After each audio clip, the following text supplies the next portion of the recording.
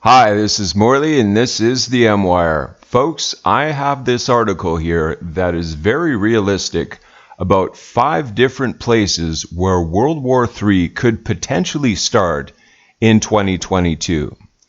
Now, we all know that the world is a very, very tumultuous place politically in a lot of areas. Perhaps it could be said that it always has been. But I can't remember in my lifetime when there was so much potential for conflict and how some of these situations are interrelated that there could very well be a potential of a major war occurring in my lifetime. Now, I know some of you folks potentially are obviously older than me. If you can remember a more tumultuous time in history, when there was a potential of war, obviously the Cuban Missile Crisis certainly sticks out as one. But if you can remember, and if you can give me a situation in the comments below, I'd be more than happy to see that.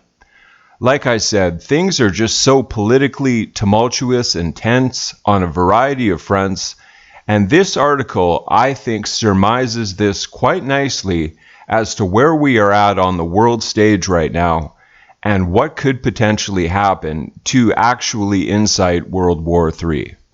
Without further ado, let's get right into this. Now, the first one is blatantly obvious to you because I've been reporting to you on this regularly for some time now. Ukraine. Things are so tense right now with Ukraine. They're going to have a meeting, NATO, the US, the EU, and the Russian delegation today. I'll report on what does or doesn't come of that later. But things are so potentially tense with Ukraine right now because both sides are on the opposite side of the fence as to what they want from each other. We'll see if this meeting bears fruit, but as I say, that's off topic. But Ukraine is easily the most likely flashpoint for great power in 2022 lies along the border between Russia and Ukraine. Over the last 6 months, Russia has steadily built up forces along the frontier as Kiev, Moscow, and Washington have traded barbs. Russia's intermediate concerns involve the Ukraine acquisition and use of the Turkish drones along its border regions, along with general increase in Ukrainian military power. Moscow's long-range problem is its inability to reverse the Western orientation that Kiev has adopted since 2014. Russia has publicly argued that it wants to resolve the issues of Ukraine and Russia's relationship with NATO on a permanent basis. The United States and NATO have not responded positively to these overtures, but have notably failed to guarantee Ukraine's security. If Russia launches an invasion of Ukraine, things could get ugly quickly. Despite improvements in Ukrainian forces, most analysts expect that Russia would win quick victories along the border, potentially gaining access to the Ukrainian heartland. Direct Russian military action would put immense pressure on the United States to respond in some fashion. However, the U.S. can support Kiev in several ways without direct intervention. This includes economic sanctions against Russia, cyber attacks against the Russian infrastructure, and the transfer of weapons to Ukraine, and the long-sharing real-time intelligence with Ukrainian forces. Now, some of these things they've already implemented, such as supplying Ukraine with weapons. This is such a tinderbox, folks, as we're going to see over the next coming days and weeks what actually transpires with this. Number 2, Taiwan. I've said before that if Russia moves on Ukraine, Taiwan could very well be next because China has been eyeing Taiwan for a while now, and strategically it would be very prudent of them to attack once Russia rolls over the Ukrainian border, because now we have 2 major conflicts going on simultaneously, so the allied nations that are opposed this would have to divide their forces. So from a strategic standpoint, this very well makes sense. Over the past year, long-simmering U.S. concern over a Chinese threat to Taiwan has seemed to come to a boil. Chinese military capabilities have grown rapidly over the past decade and now constitute a major obstacle against U.S. intervention. At the same time, China's military remains untested, and an amphibious assault across the Taiwan Strait would constitute one of the most sophisticated military operations in history. The potential for a miscalculation is immense. The United States maintained a studied ambiguity towards Taiwan for the past 40 years and has developed a strong economic relationship with the People's Republic of China. This strategic ambiguity was designed to remove the incentive for Taiwan to declare independence while not giving China an excuse to invade. Some in Congress have now called for an end to this policy and for a more full-throated support of Taiwan's international position. A war could begin in several different ways. China could launch a bolt-from-the-blue attack designed to catch U.S. and Taiwanese forces unawares. Alternatively, tensions in other aspects of the U.S.-China relationship might convince Beijing of the likelihood of a change in the U.S. stance toward Taiwan, leading to a preemptive attack. Finally, and least likely, Taiwan might attempt to make its own independence an accomplished fact, which most analysts believe would incur Chinese military intervention. Number 3, Iran.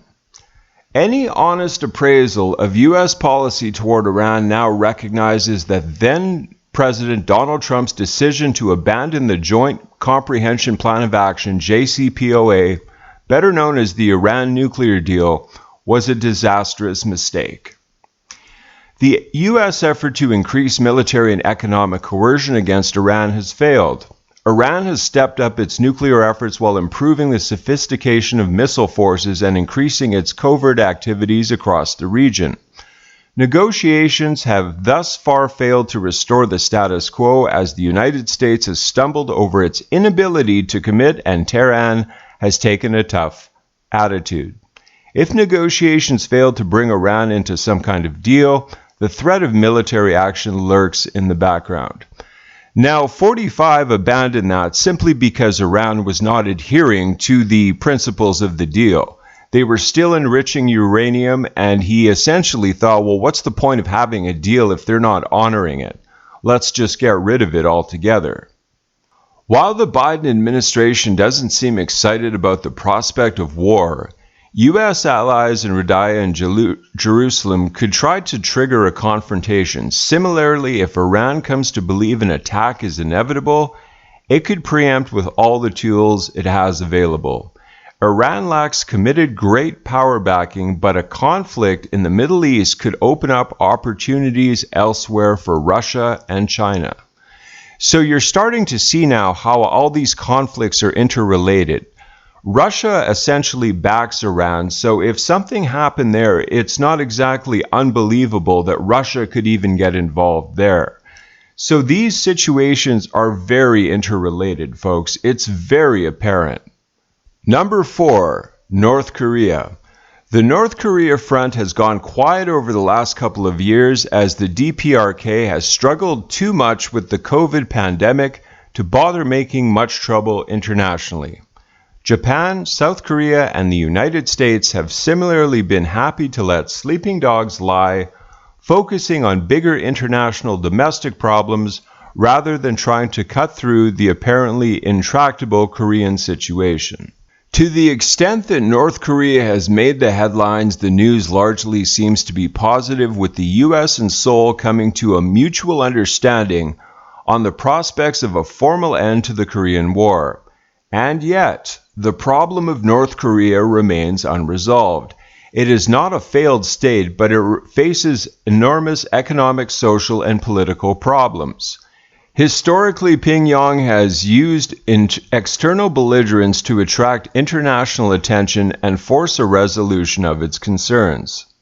While North Korea has not yet tested a nuclear weapon in several years, a resumption of testing combined with an additional test of missile arsenal could erase much of the calm that has ensued over the past few years. Now, North Korea just tested a hypersonic missile not too long ago, so I'm not sure if this was after this article, but they are involved in testing missiles. So that's definitely on the radar, as it were, right now.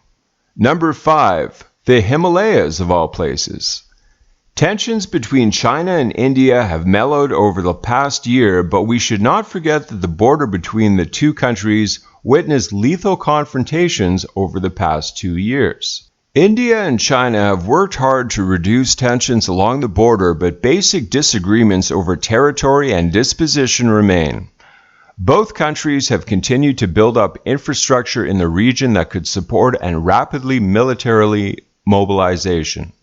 Neither Beijing nor Delhi seem particularly interested in throwing down over control of remote mountain regions, but it is not difficult to envision renewed skirmishes that then draw on their problematic aspect of their relationship. Although China enjoys considerable military superiority, some trends appear to favor India.